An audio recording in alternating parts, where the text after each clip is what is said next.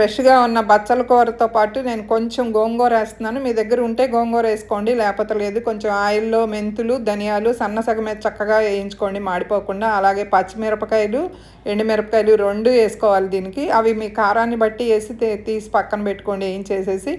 సన్నగా తరిగిన బచ్చల కూర, గోంగూర 2 ఏసేసి కొంచెం నూనెలో మగ్గనివ్వండి. ముందు నూనె ఏసాను అది మిస్ అయింది వీడియో క్లిప్పు. కొంచెం ఉప్పు, పసుపు అన్నీ ఏసేస్తే నీరొస్తది. సిమ్‌లో పెట్టుకోండి. ఇప్పుడు కొంచెం చింతపండు కొంచెం ఎక్కువ పడతది.